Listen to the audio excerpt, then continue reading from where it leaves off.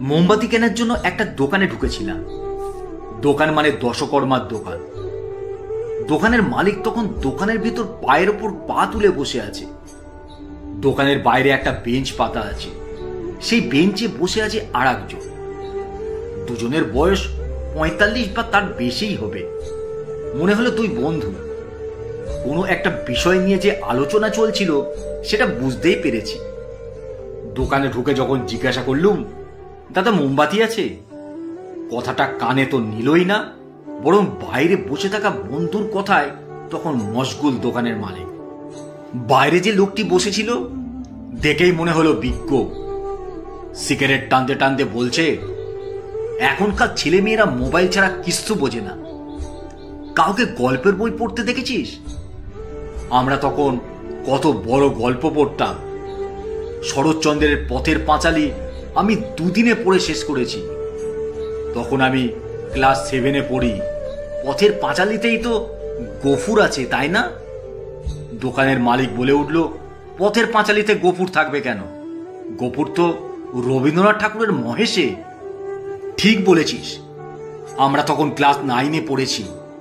স্কুলে বিশ্বনাথ স্যার এত সুন্দর করে মহেশ গল্প বুঝিয়ে দিয়েছিল, এখনো মনে আছে। এইটুকু কথোপকথন শুনে আমি তখন মোমবাতি কেনার কথা ভুলে ওদের কথাই মন দিয়ে শুনছি। কেন শুনছি বুঝতেই পারছেন।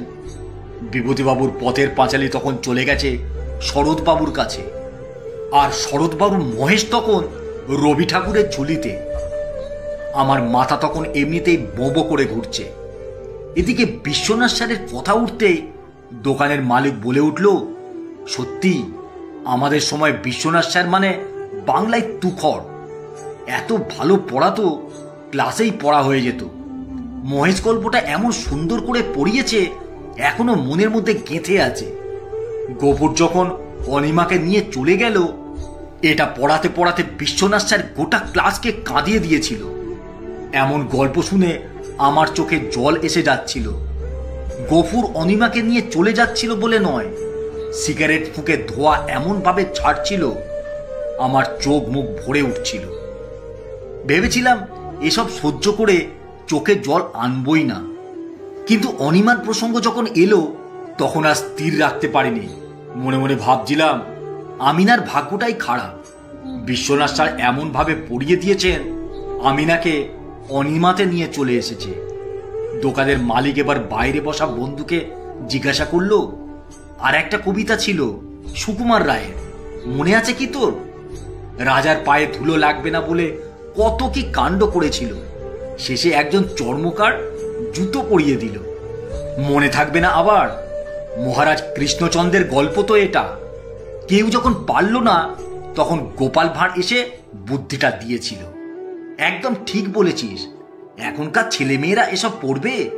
মোবাইল আর মোবাইল। গল্পের প্রসঙ্গ ছেড়ে বাইরে বসা লোকটি বলে উঠল, আরে এ ভাইকে ছেড়ে দে, অনেকক্ষণ দাঁড়িয়ে আছে, কি নেবে দেখ।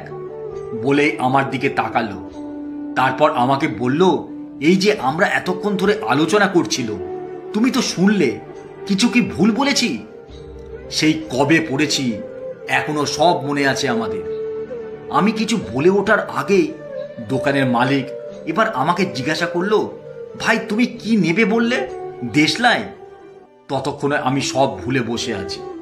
বাংলা সাহিত্য যা পড়েছিল সেসব তো গেছেই, কি জন্য দোকানে ঢুকেছিলুম সেটাও।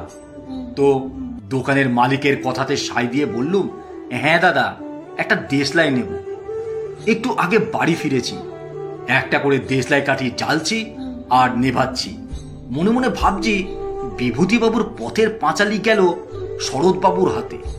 শরৎবাবু মহেশকে তুলে দিল রবি ঠাকুরের ঘরে। রবি ঠাকুরের জুতা আবিষ্কার করলো সুকুমার রায়।